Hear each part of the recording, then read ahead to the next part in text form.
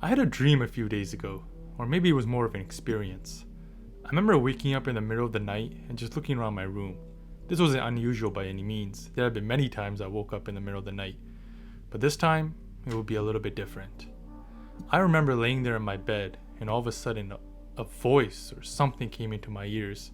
All it simply said was that something is watching you. Then there was a sudden rush of music and silence. I spent the next few moments just sitting in my bed, frightened, frozen, looking around, thinking what that was. I remember falling asleep a few minutes later and eventually waking up in the morning. I would spend the next day thinking to myself, what was that? What happened? Was that a dream or was it real? It couldn't be real. It was so ridiculous, so nonsensical. But it felt real. It felt so different from my other dreams. The voice felt real. Even to this day, I'm not entirely sure. Was I really hearing a voice in my head, or was it just a silly dream? You know what's interesting, and the reason why I even bring this up, is that it actually reminded me of a creepypasta that I had read before, and I decided to read again. And it actually kind of inspired me to make this video. So, if you guys don't know, today I'm going to talk about quite a popular creepypasta called Psychosis, written about 10 years ago from today. Now, if you guys don't know, psychosis is a term used to describe when people lose contact with reality. Common symptoms of psychosis are hearing voices, having strong beliefs that are not shared by people within your community. I do kind of think to myself whether or not, was that what I was suffering? I mean, I do remember hearing a voice, but it definitely was a one-off thing. Never happened before or since. But the character that I'm going to talk about in this story today definitely suffered from it.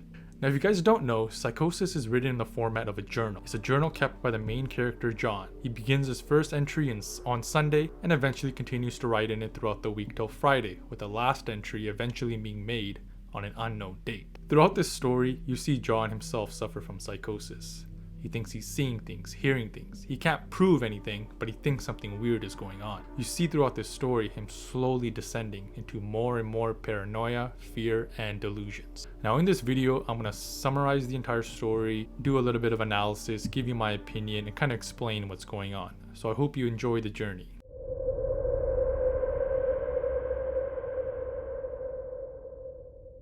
So the first entry starts on a Sunday. John sits down at his table to start writing down his thoughts. The reason why he's starting this journal is that he's been noticing strange things in the last few days. And he thinks that by writing it down in this journal, he can organize his thoughts, kind of just sit back and kind of really just get them all together and figure out what's going on. Now the reason why he's writing in a journal and not typing on a computer, because John for some reason thinks that someone could get on the computer and change things. But who is this? Who could do this? John isn't exactly sure. At this point, he just has a bad feeling about something. To give you some background on John himself is actually in school right now, or college to be specific. He's studying programming and has been cooped up in his apartment for the last few days working on a project. He hasn't been outside, he hasn't seen anyone face to face, or really even talked that much with anybody. Most of the people online are AFK, away, offline, the only interaction being an email that he had with a friend the day before, telling him that he would get back to him after he got back from the store. But of course, John has heard nothing from him since. Now John lives in an apartment that is actually located in the basement of his facility. He has no windows, no access to fresh air, and he's the only one living in the basement, completely isolated. In fact, John writes the following in his journal. I'm not sure when I first started to feel like something was odd. I can't even define what it is. Maybe I just haven't talked to anyone in a while. That's the first thing that crept up on me. Everyone I normally talk to online while I program has been idle, or they're simply not logged in at all. My instant messages go unanswered. My last email I got from anybody was from a friend saying he talked to me when he got back from the store, and that was yesterday. I'd call with my cell phone, but reception's terrible down here. Yeah, that's it. I just need to call someone. I'm going to go outside. And as you can see here, he's had next to no social interactions. You know, like he said, his messages are going unanswered. A friend emailed him but never got back to him. So at this point, he wants interactions. He wants to speak to someone. So he decides to get out of his apartment, go upstairs so he can get a cell phone signal, and finally get a chance to talk. Again, throughout this story, we see that one of the main things John desires is to speak to someone real, hear their voice, see their face. In order to achieve this, he has to do something that most of us internet dwellers never want to do: leave our rooms and go outside. Now, as he heads out, he opens his door and immediately notices a weird feeling. Just like before, he can't exactly put his finger on it. He doesn't really know what's wrong. He just knows that something's wrong. Before heading upstairs, John does describe the outside hallway. He talks about how he's completely alone, no one else is down here, and the only thing to keep him company is the hum of 2 soda machines at the end of the hallway. Of course, we don't exactly know why there's 2 soda machines down here when there's only one person. Apparently, according to John, he once tried to get a soda out of there, and it was 2 years expired. Something tells him that the landlord just keeps them down there for storage. Maybe originally his apartment was storage, but the landlord wanted to make a little bit more money, so he decided to clear it out and give it to John instead. Now John eventually starts to make his way upstairs, but he's trying extra hard to be quiet. John again doesn't know why he's doing this, why he's going up so quietly. Now when John goes upstairs to the front door, he realizes that his plans to going outside aren't feasible anymore. Turns out it's not daytime, it's actually the night. It's dark, gloomy, and windy outside. John decides to cancel his plans and instead just make the phone call. Now at this point, John decides to call his best friend Amy. And as he does this, he's actually starting to feel better. The fear, the uneasiness is starting to go away as he gets closer to his goal of just getting to speak to someone. In fact, he even starts to think to himself that he was being so foolish the whole time, thinking that something weird was going on, for no reason. So John eventually opens up his phone, speed dials Amy. It rings once and then just silence. Nothing. John eventually looks at his phone and notices he's still got a signal, the phone is still working. He's not exactly sure what went wrong, so he decides to redial her. But before he can do that, his phone rings all of a sudden. John, thinking that it might be Amy calling him back, opens the phone and puts it on his ear. But just like before, it's just silence. Nothing. John eventually breaks the silence and says hello, but hears nothing back. After a few minutes, the person on the other side said, "Hello, who is this?" John says his name, and eventually the other person responds, "Oh sorry, wrong number," and hangs up. John looks at his phone and sees that it was an unknown number. Who was that? John is completely unsure, but before he has a chance to think about it too much, the phone rings again. And this time, it's an unknown number as well. John puts the phone to his ear, but this time he doesn't say hello, he doesn't say anything, instead just waits. Eventually the silence is broken, not by John, but by Amy, who says, "John, are you there?" John and Amy at that point have the following conversation. "I breathed a sigh of relief," said John. "Hey, it's you," John replied. "Who else would it be?" Amy responded. "Oh, the number. I'm at a party on 7th Street, and my phone died just as you called me. This is someone else's phone, obviously." "Oh, okay," John said. "Where are you?" Amy asked. My eyes glanced over the drab, whitewashed cylinder block walls and the heavy metal door with the small window. "At my building," I sighed. Just feeling cooped up. "I didn't realize it was so late." "You should come here," Amy said, laughing. "Nah, I don't feel like looking for some strange place by myself in the middle of the night," John said. Looking at the window at the silent, windy street that secretly scared me just a tiny bit, "I think I'm just going to keep working or go to bed." "Nonsense," Amy replied. "I can come get you. Your building is close to 7th Street, right?" "How drunk are you?" John asked lightheartedly. "You know where I live." "Of course," Amy said abruptly. "I guess I can't get there by walking, huh?" "You could if you wanted to waste half an hour," John told her. "Right," Amy said. "Okay, have to go. Good luck with your work." John finally ends the phone call and leans back against the wall, thinking to himself, what was all that? John was hoping that talking to Amy would make him feel better, but he actually feels worse, because those two conversations were so strange. A random number calls him and then immediately hangs up, and even the conversation with Amy was kind of weird, especially her not knowing where he was relative to her. At this point, John looks outside at the dark, windy, and gloomy streets, and starts to think to himself that something might be out there, some sort of horrible monster waiting to get him, to grab him. We see once again that John is filled with fear, uncertainty, anxious. He doesn't know what's happening, but he knows that something is wrong, even if it sounds ridiculous. At this point, he decides to go back down to his apartment. In fact, he actually runs back down, but tries to be as quiet as possible like before. He eventually comes back to his desk and actually starts writing in his journal everything that we've discussed so far. He thinks back to the conversation that he had, starts to ponder on it. In the beginning, he does start to calm down and start feeling a little bit better, but soon the more and more he thinks about that conversation with Amy, the more and more nervous and fearful he becomes. He thinks back to the conversation and thinks that it was quite strange, that Amy was behaving strange. Why is it that she didn't know where he is relative to where she was? I mean, she is his best friend. She's most likely been to that apartment many times. Also, another strange thing that John noticed about that phone call was that there was no background noise. He didn't hear anything. I mean, she was at a party, so you would expect that there would be something behind her, some music or people talking. John thinks to himself that maybe she could have just been outside, but then John remembered that it was windy, but he didn't hear any wind. Eventually, John ends the journal by saying that he's going to go outside and see if it's still windy. Was it all just a coincidence? Is it all just irrational? John can't be sure at this point.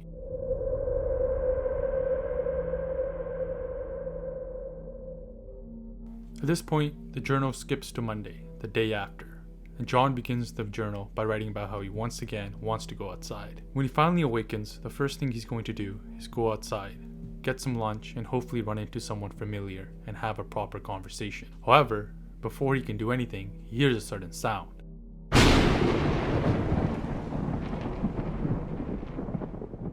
Turns out it's thunder. Upon reaching the front door, he notices that there's quite a storm going on outside. It's raining hard and the window of the door is completely covered, making it hard to see outside. All he seems to see is vague shapes moving at odd angles. Vague shapes, odd angle. That's quite strange. However, at this point, John knows that he can't go outside just like the night before, but at the same time, he doesn't want to go back to his apartment. The same old, cramped, windowless place. So instead, he decides to explore his apartment building and go up to the top floor, the 3rd floor. John eventually goes up the stairs, opens the door, and enters a hallway. He walks down the hallway and notices something particular. Once again, there's no noise. It doesn't feel like anyone else is there. Of course, it is the middle of the day, so it's possible everyone could be out at work, or school, or a multitude of things. But this makes John feel quite uneasy. Makes him feel a little bit too alone. Even in his own apartment, he can't seem to feel anybody else there. Now, once again in this hallway, we see that John has a very active imagination. He starts to look at these doors. He starts to imagine them as being these monolith doors to other dimensions. Thinks to himself that there's some mystical going on. This active imagination we first saw on Sunday, when he was looking outside the window and starting to imagine that there was some wild monster outside, just waiting to get him. He's certainly seeming to get carried away again. But before he can think too much on this, he notices that there's a source of light at the end of the hallway, and then he remembers that there's a window on this floor. John rushes over to the window, hoping to look outside and see someone, see something. Again, he hasn't seen anyone for days. He's been locked up in his room. He tried to go outside, it was night. He tried to go outside again today, it's raining, but he just wants to see someone. He just wants some social interaction. So he hopes that he can look out the window, see other people there, and just feel somewhat normal. He rushes up to the window and tries to look outside. But once again, no luck. The window is being completely washed with rain and it's very hard to see anything or make anything out. He just stands by the windows trying to stare out, but at this point his imagination once again acts up. He starts to imagine that there's a monster outside potentially waiting for him. John was about to open the window, but before he did that, a sudden fear came into him. The same fear that he felt on Sunday night. He started to imagine that there might be something outside, a monster just like before, that might grab him and take him, so he decides not to open the door. It is quite strange how John is acting. A part of him really wants to go outside, really wants to interact, but then there's another part of him that's holding him back, that's putting fear in him and stopping him from going outside. It's almost as if he has two sides to him right now, two sides to his psyche.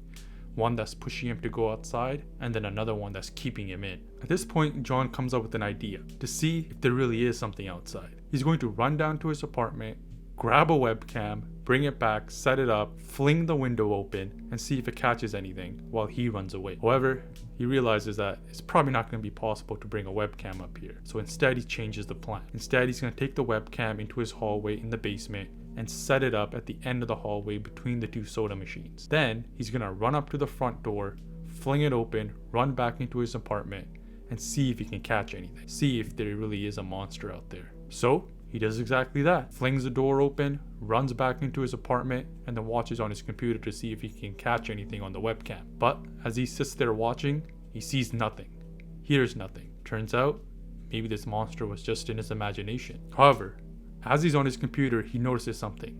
Someone's finally online. At this point, most of his friends have been away or offline, but seeing that one of his friends was finally online, he decides to take this opportunity to talk. He grabs another webcam and sets it up on his computer, and he really hopes that he can talk to this one friend who has just come online. John finally sets up his webcam and has a short discussion with his friend. Turns out his friend was in a rush, so couldn't really say much. After the conversation, John sits back and finally calms down. He's finally had the conversation that he wanted, the interaction that he wanted. He got to speak to someone finally, and he starts to feel better. The paranoia, the fear, it starts to drift away. However, before it can be completely gone, John starts to think again. His imagination comes back in full force. When he thinks back to that conversation, he notices that that conversation was strange. Just like the conversation he had with Amy and the unknown caller. He can't remember anything. He can't remember any of the names, places, or anything that was mentioned in that conversation. The whole conversation seemed so mundane and strange. However, before his friend left, he did ask John for his email so he could get back to him. But then, wait. Looks like John just got an email. He receives an email from Amy and writes the following in his journal. I'm about to go out. I just got an email from Amy that asked me to meet her for dinner at the place we usually go to. I do love pizza, and I've been eating random food from my poorly stocked fridge for days, so I can't wait. Again, I feel ridiculous about the odd couple of days I've been having. I should destroy this journal when I get back. Oh, another email. Once again, we're back to the same pattern with John. He's feeling fine, he's normal, but then all of a sudden, fear, paranoia comes rushing into his mind. He starts to overthink things, starts to imagine the worst. Then, once again, calms down, starts to rationalize, but before he can completely relax, the fear comes rushing back. And that's exactly what we're about to see again after he's done with this email from Amy. Another thing I find a little interesting about this email is that Amy says, let's meet at our usual place. Once again, it seems like people around John are being vague. John is about to leave his apartment to go meet Amy, hoping that he finally will get to see someone in person. But before he can leave, he gets another email. John writes the following in his journal. Oh my God, I almost left the email and opened the door. I almost opened the door. I almost opened the door, but I read the email first. It was from a friend I haven't heard for in a long time, and it was sent to a huge number of emails. That must have been every person he had saved in his address list. It had no subject, and it said simply, seen with your own eyes, don't trust them, and just cuts off at that point. John looks at this email, and he's bewildered. What does this even mean? The email had no subject, it's a cut-off sentence. Why was this sent? Is this a spam? Is this a virus? Is this something else? John thinks to himself that this email must have been sent in a hurry. But why? What could possibly be happening that would require someone to send an email to such a huge number of people and not even complete a thought? The email was sent with haste, and it's definitely incomplete. Now John looks at this email and combines it with the other odd things that have been happening to him. The strange phone calls, the feelings that there might be something outside, the vague conversations, all of that combined together makes John even more suspicious and more afraid of what could be happening. Especially the part with seeing with your eyes. That really resonates with John, because guess what? John hasn't really seen anyone with his eyes. For the last few days, he has not seen a single soul. Not in his apartment, not outside his door, not outside the window on the 3rd floor. In fact, when he went up to the front door and looked out the window, all he saw was vague shapes walking in odd angles. What could be going on? What does this mean? Is this email a warning? Is there something strange happening in the world right now? These are sort of thoughts that flush through John's mind. Again, over the past few days, John has had no conversations. Well, except for the webcam conversation he had with his friend. But again, remember, that conversation felt off. Weird, eerie, strange. But if there is something strange going on, and there are monsters, who are they? Where are they coming from? And how come John can't see them? Is that what seen with your eyes is a reference to? The monsters? At this point, John writes the following in his journal. My mind toys with the progression of events I've written here, pointing out that I have not been presented with one single fact that I did not specifically give out, unsuspectingly. The random wrong number that got my name, and the subsequent strange return call from Amy. The friend that asked for my email address, I messaged him first when I saw him online, and then I got my first email a few minutes after that conversation. Oh my God. The phone call with Amy, I said over the phone. I said that I was within half an hour walks of 7th Street. They know I'm here. What if they're trying to find me? Where is everyone else? Why haven't I seen or heard anyone else in days? At this point, John's paranoia has come back full force, and he's working overtime. He thinks back to everything that's happened in the last few days. In the beginning, John just had a weird feeling when he left his apartment. Then he started to imagine there was a monster outside. And then he started to imagine that there was another monster by the window on the 3rd floor. In the beginning, he just thought these were weird feelings, but now he's really starting to consider that they might be real. At this point, he thinks that there's something happening. Something strange happened out there, that there's something out there getting his friends, out there trying to get him. He thinks there might be a vast conspiracy out there. He thinks that these monsters might be pretending to be his friends, to get his information, to get him, to find his location. He thinks they know his location because he revealed it to Amy, or at least what might be Amy. He told Amy that he was only 30 minutes away from 7th Street. However, it is pretty strange. One of the interesting things that John mentions is that every fact that's been presented to him was based on something that he gave out first. Remember, he got a strange phone call, he gave him their name. Then what happens? He gets a call from Amy, and the only fact that she's able to mention about him is his name. She doesn't even remember that he lives close by. Quite strange. You would think that your own best friend would know where you live. Another strange thing was that he reached out to his friend online and gave him his email. And immediately after that, he gets an email from who? Amy. And in that email, Amy asks him to go eat at the usual place. She doesn't mention a word. She doesn't mention anything. No information that he himself hasn't given out. Another thing that's interesting is that it's always Amy reaching out to him after he gives out this information. Could the monsters be aware that Amy is close to him and that's why they're using her? Amy this whole time has been asking John to go outside. First she asks him to come to the party, then she asks him to come to the place that they usually eat at? Is Amy trying to get him to come outside so maybe the monsters outside want him to come outside, and they're just using Amy's persona for that purpose. That's just a theory that I've developed myself. After all this, John finally sits back down and starts to calm down. This has to be crazy. This can't be real. This is ridiculous. But just like before, rationalizing quickly turns into fear and panic. John pulls out his phone. He needs to contact somebody. He needs to talk to somebody. He needs to speak to somebody. The social isolation, being alone, is really starting to get at him. He pulls out his phone, but remember, he's getting no signal. He rushes around his apartment trying to find something. Finally, he goes into his bathroom, stands on his bathtub, and finally gets a signal in one of the corners. He quickly starts to send out text messages to everyone, asking them if they've seen anyone face to face lately. While he's giving out these conversations, he's not giving out any facts, no personal information, because he knows that this could potentially be used against him. At this point, John is desperate for a response. He texts everybody, he tries calling people, but no one picks up. He rushes over to his computer and starts typing and messages everyone on his list. He knows he might sound crazy, he might sound insane, but he just needs to speak to someone. He needs to know that the world is normal and that everyone is still there. Over time, his messages grow more and more frantic. He doesn't care if anyone thinks he's crazy. He even starts inviting people to his apartment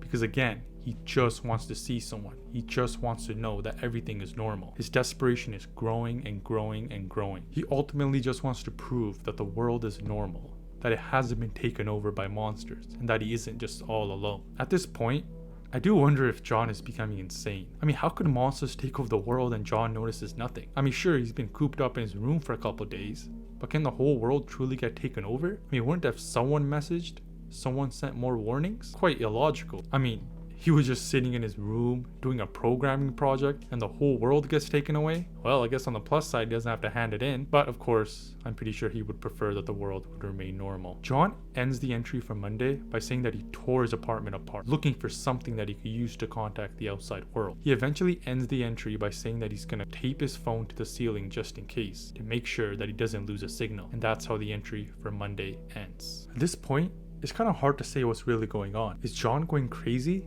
Or is everything true? Remember, the most important thing we have to realize is that this is John's journal. He's the narrator. There is no third-party account. There is no neutral, objective point of view. It's all John. So if he is going crazy, we can't really believe everything that he's saying, and we have to cast doubt. But again, we'll find out more as the story goes on, and you can judge for yourself for whether or not this is real or just insanity.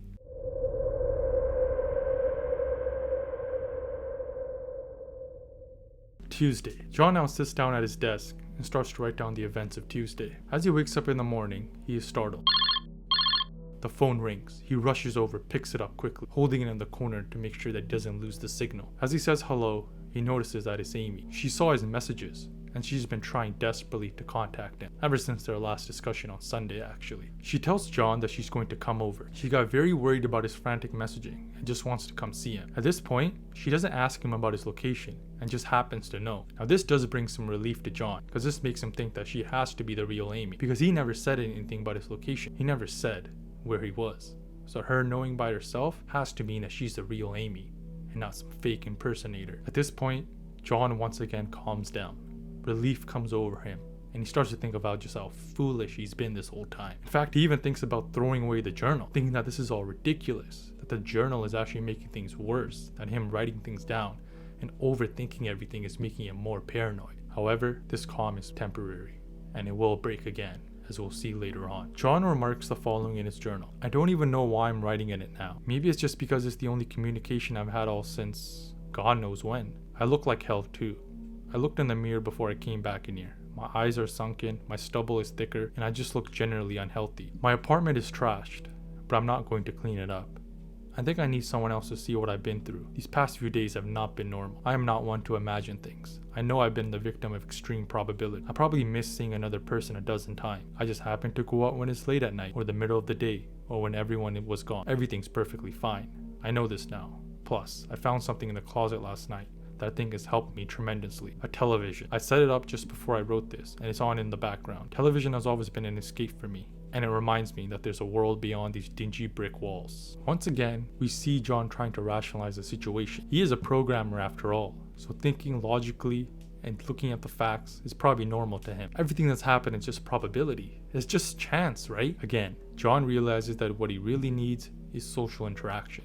He needs to go outside and touch some grass. But at the same time, what if he's right? What if the world has been taken over by monsters? What if everyone really is gone? And if John goes outside himself, isn't he screwed? Of course, this is something that we'll find out later in the story. At this point, it's still a guessing game, because John is being quite unreliable. We know his mental state is unstable, so trusting everything that he says probably isn't the most reliable way to go at it. Anyway, John expresses next in the journal how happy he is that Amy is the one that responded to him. Again, Amy's his best friend. They go way back. If anyone can help him in this situation, if anyone can make him feel better, it's going to be her. It is so interesting how it's always Amy that seems to respond to him.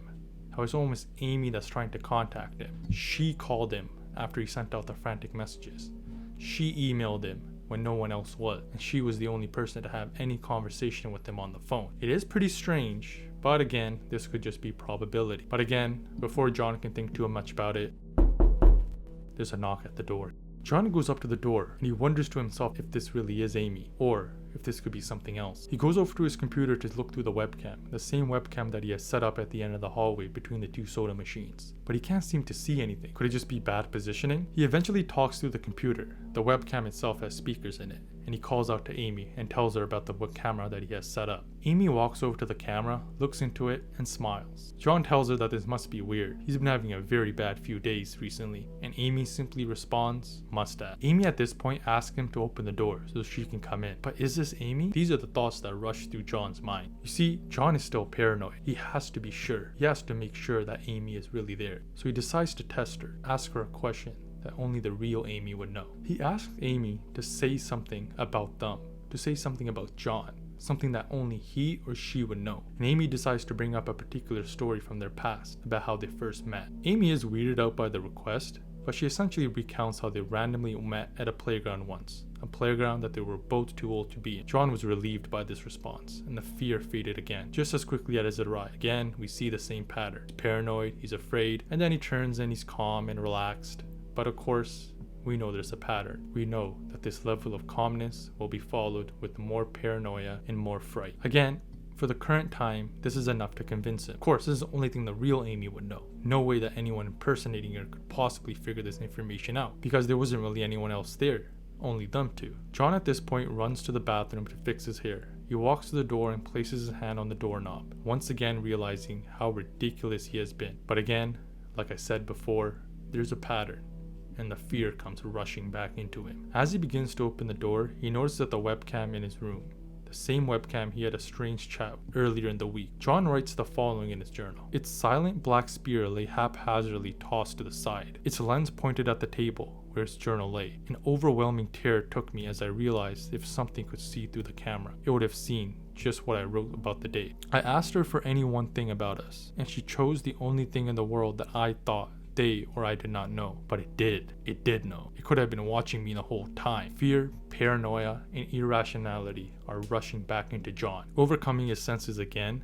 Did the monsters know? Could they have been watching? How much do they know? How many details could they have? How can they use this against him? These thoughts race through his mind. But again, why are they trying so hard to trick John into going outside? If they really want him, can't they just break down the door and come in and take him by force? It's all really strange. But regardless, John refuses to open the door. In fact, he starts to scream and scream loudly. He destroys his webcam. The door begins to shake and the doorknob tries to turn, but he can't hear him. Is it because the door is too thick? At this point, wouldn't she be calling out to him, asking him what's going on, if he's okay? But he can't hear anything. I mean, is that Amy? If not her, then what? Is it a monster? Amy eventually leaves, but John continues to scream for help. He eventually ends his journal for Friday by saying that he piled everything against the door and barricaded himself inside, refusing to leave, knowing that there's something out there, something after him. Now, one thing that's weird about that whole interaction is Amy. See, Amy was fully aware that John's been going kind of crazy, frantically messaging people, acting irrational. But she shows up and she's calm, not really concerned, doesn't even ask him how he's doing. And then once he starts to scream and panic, she says nothing. Silence. Again, it could be because the door was too thick or something, but it's all really weird. And the weirdest thing is that she leaves and doesn't return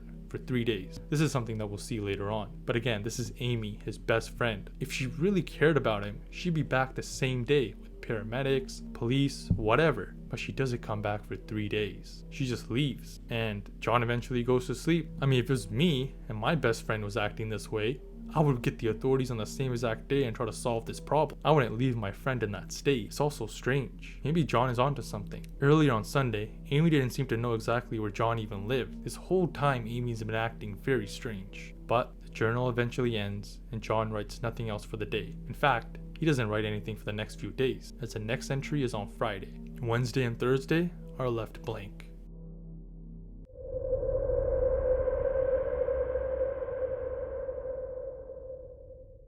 John begins his next entry on Friday and talks about how things did not go well. He finally got someone to come, he finally got someone to talk to, but it was quite a disaster. He barely talked to them. At this point, John has torn his apartment apart even more. He smashed everything electrical. His computer, the webcam, the television, everything.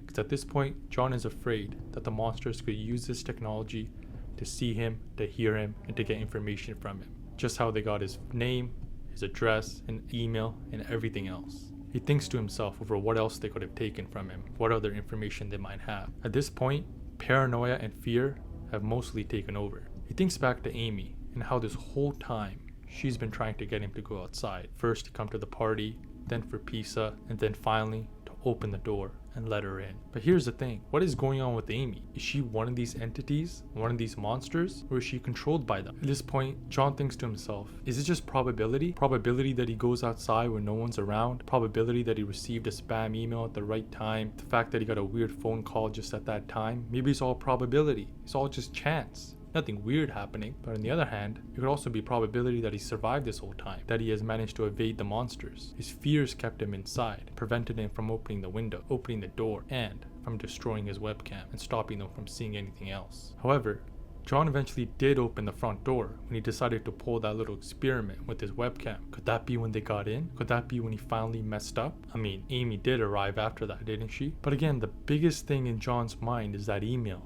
The email with the cut-off sentence. The one that simply said, "Seen with my own eyes, don't trust them." Was this a desperate voice trying to warn him? Is this somebody else that tried to hold off the monsters but eventually let them in? And before he was taken or killed, he decided to leave one final warning to help out anyone else? You know, I remember back in the old days on Facebook when people would do these viral memes where it was like, oh, you better repost this or else this or that is going to happen. Maybe this could have just been an example of that. Just spam, just a chain message, like the old days of Facebook.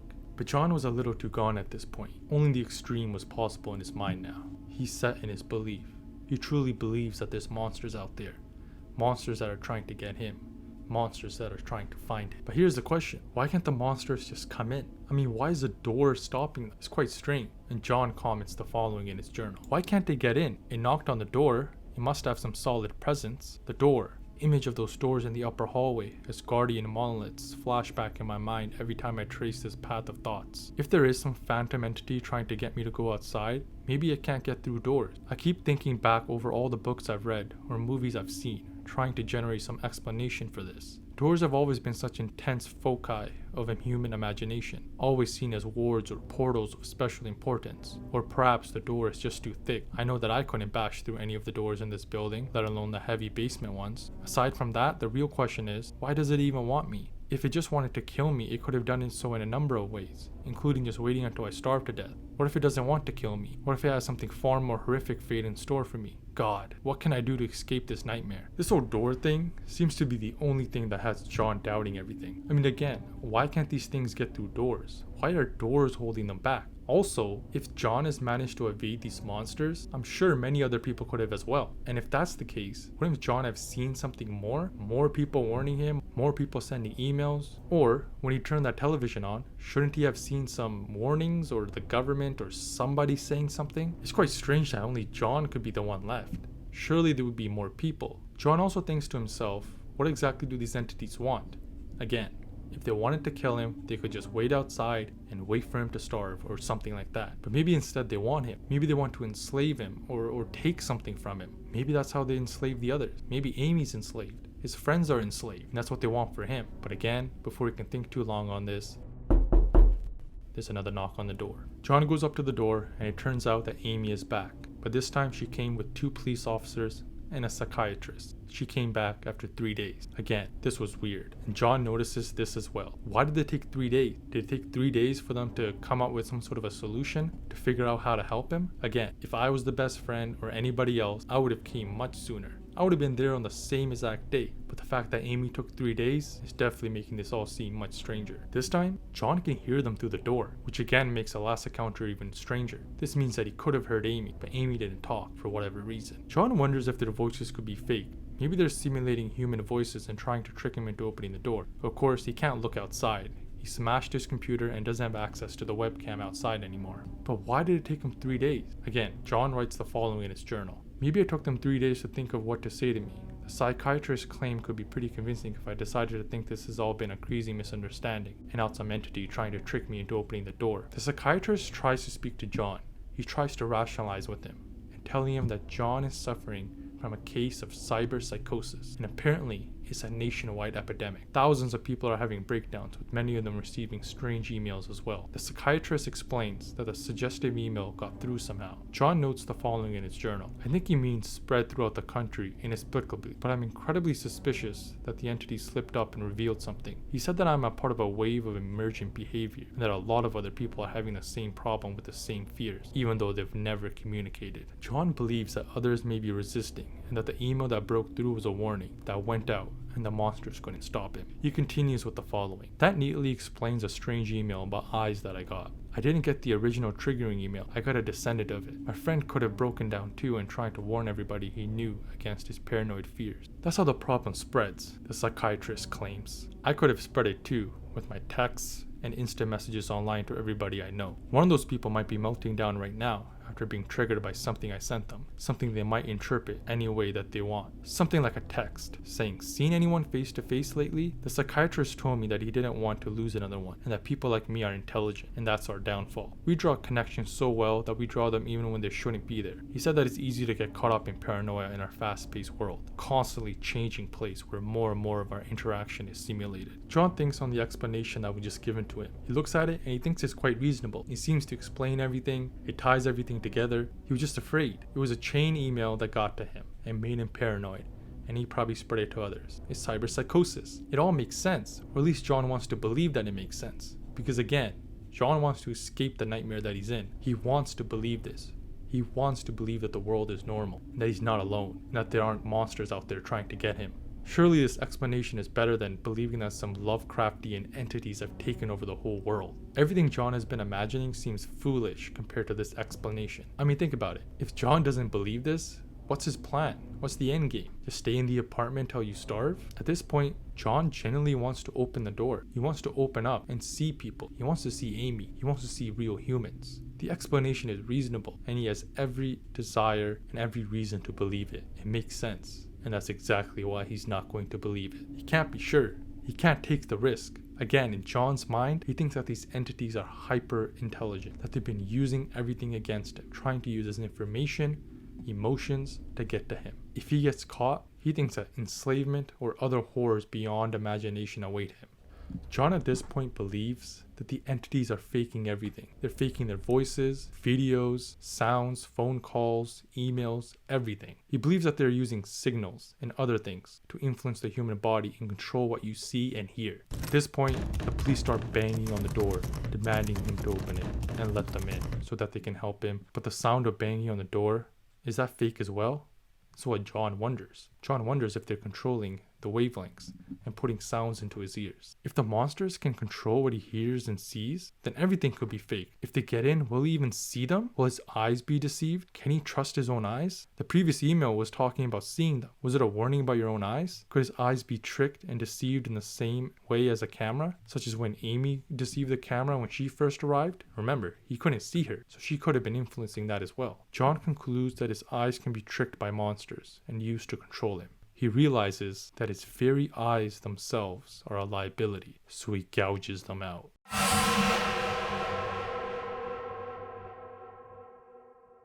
At this point, we reach near the end of this journal. The last entry is made on an unknown date. At this point, John is no longer at home. He's in a padded room. Can't see. His eyes are bandaged up, and he asks the doctor for a piece of paper so that he can write down his thoughts. John at this point is still writing in his journal, even without his eyes. At this point, the pain of tearing out his eyes are gone, and he truly believes that he has been captured by these entities and is being held hostage. He believes that they're trying to delude him. He believes that they're trying to trick him into believing that all of this is fake. John recounts the following in his journal. I sit against the padded wall day in and day out. The entity brings me food and water. It masks itself as a kind nurse, an unsympathetic doctor. I think it knows that my hearing has sharpened considerably now that I live in darkness. It fakes conversations on the hallway on the off chance that I might overhear. One of the nurses talks about having a baby soon. One of the doctors lost his wife in a car accident, but none of it matters. None of it is real. None of it gets to me, not like she does. We found out at this point that Amy is still visiting him. She tells him that she loves him, that she cares about him, and that she still wants to be with him. All she wants from him is that he stop believing in this delusion, that he stop believing these monsters and finally realize that there's nothing out there. It's just people. He thinks that the monsters are real, and that Amy herself is either not real or has been taken over and is being controlled. He thinks to himself that if this is a fake Amy, that the real Amy might be out there fighting, and that he has to stay strong for her, that he has to keep fighting. John wants to resist and never give in. The entities want him to believe that they are real. Perhaps that this is how they take over. They need consent. Amy, or at least what is pretending to be Amy, used to come in every day and then every week, but now she doesn't come anymore. Perhaps the entities gave up on that strategy. At least that's how John sees it. John writes the following in his journal. I don't know what happened to the rest of the world, but I do know that this thing needs me to fall for his deception. If it needs that, then maybe, just maybe, I'm a thorn in his agenda. Maybe Amy is still alive out there somewhere, kept alive only on my will to resist the deceiver. I hold on to that hope, rocking back and forth in my cell to pass the time. I will never give in. I will never break. I am a hero. At this point, the story changes perspective. Up to this point, we have been reading a journal written directly by John, but now the story moves into a third-person view, and we see that the doctor is standing, reading the piece of paper that John has just written. See, before it was all narrated by John, but now there's a new narrator that is providing a different point of view. We read that the doctor himself is holding the journal in his hand, reading it. It was barely legible, but the doctor could understand it. He was impressed by his resolve, the will to survive and resist, but he believes that John is completely delusional. At the end of the story, these are the final things that we read. The doctor says the following. After all, a sane man would have fallen for the deception long ago. The doctor wanted to smile. He wanted to whisper words of encouragement to the delusional man. He wanted to scream, but the nerve filaments wrapped around his head and into his eyes made him do otherwise. His body walked into the cell like a puppet, and he told the patient once more that he was wrong and that there was no one trying to deceive him. This is how the story ends. The doctor walks in, he wants to scream, he wants to give encouragement, but he can't because he's being controlled by something. So at this point, we gotta ask ourselves, what is going on here? Does this mean that everything John was saying was true? All the paranoia, the fear, the monsters that he felt like were outside were actually real? At this point, there's essentially three possible conclusions. Either John is insane, that he's right about the monsters, or a combination of the two. Now, if the invasion of the monsters is true, all the paranoia was correct. John was perfectly sane the entire time. John was correct in all his suspicions, and we the readers were the ones that were really deceived. Is that the twist? We are led to believe that John is becoming insane throughout this whole story, that he's wrong, that he's delusional. But could this be an attempt by the monsters to trick us, to delude us, the audience? We thought that he was insane due to the extremeness of the situation. You know, one of the aspects of Lovecraftian monsters is that they're very hard to comprehend and to understand. But here's the problem. If John is insane, if he is psychotic, can we really trust all the events that have happened? Again, John could have exaggerated things. He could have made things up to fit his narrative. Again, if he is insane, he could have been seeing things, hearing things, and that's what he wrote in the journal. But however, like I said, at the end of the story, it changes perspectives. It's no longer from John's point of view, which gives credence to the idea that all of this is real. But here's the other thing. These entities seem to be quite strange in the way that they operate and in the way that they behave. Why is it that they can only enter through doors when someone else opens them? So let's imagine for a second that Amy and everyone else is entities and that they're all out to get humans. Again, here's the weird thing. Why can't they get through doors? We hear from John himself that he believes that they originally got into the apartment because he opened the front door. But again, why? Why can't they break down the door? What's stopping them? By the end of the story, we know that John is in a mental asylum. So obviously at some point they got in. But why is it that they got in at that point and not before? Is it possible that after John gouged out his eyes that he opened the door for them? That he gave them consent? Maybe that's how they operate. Maybe they either need consent or they need someone else to voluntarily open the door for them. Again, this might be why they're trying to convince John that they're not real. They all depend on consent. They all depend on the person collaborating with them.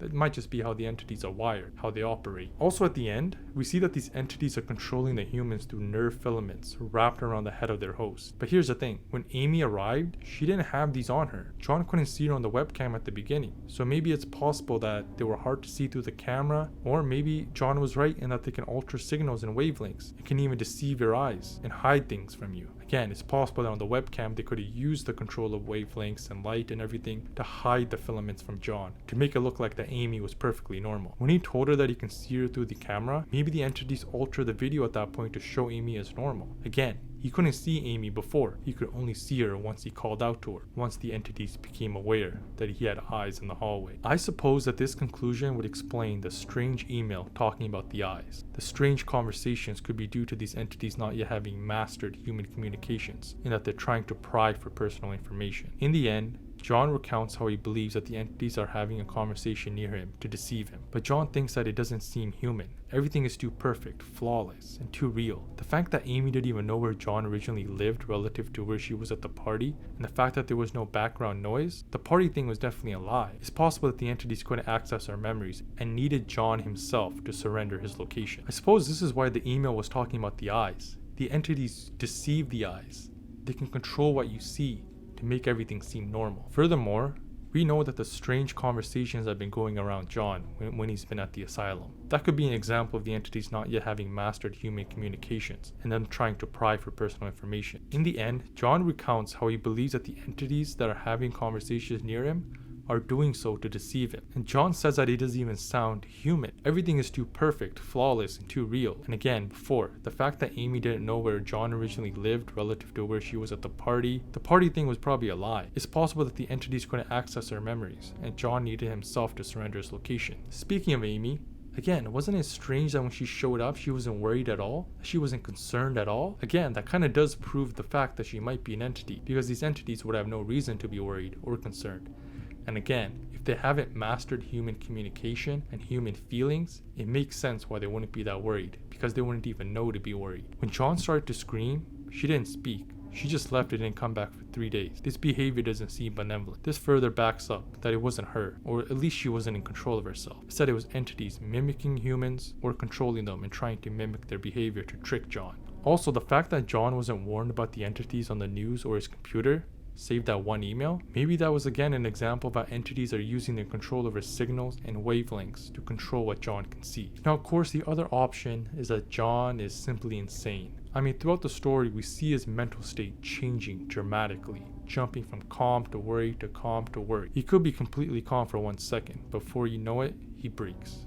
His isolation could be causing paranoia. It is documented that when prisoners or anyone else is kept in isolation for too long, that they start to become delusional or insane, things like solitary confinement and whatnot. Again, humans are social creatures. They need interaction with one another. Now here's what I think. I think John is insane. I think he is crazy. The paranoia, the fear, the irrationality that he shows. Again, John was correct about everything, but he never had any smoking gun evidence to prove it. Meaning that whether the entities were real or if they were fake, he still would have ended up in the same situation, gouging his eyes out. The padded room with no way out, it seems like that was his only end. Because again, all he had was circumstantial evidence. Though again, the probability of it all happening without the entities existing does seem somewhat unlikely. Regardless, nothing would have really saved John. He was doomed the moment he stepped out of his apartment. Even before all this began, his mind was truly gone. Whether it is entities or his insanity, whether his friends are free or taken by the entities, John himself is gone. It doesn't matter if they're real or fake. John has lost himself. If you stuck around this long, I'd like to give you guys a big thanks for watching the video the whole way through. If you like what you saw here, please like, subscribe, and comment. And please let me know what you'd like to see in the future, or give me any points to improve my videos. Again, I hope to make more content in the future. I hope to make many more videos, so showing any sort of support would be greatly appreciated. I'll see you guys in the next one. Thanks.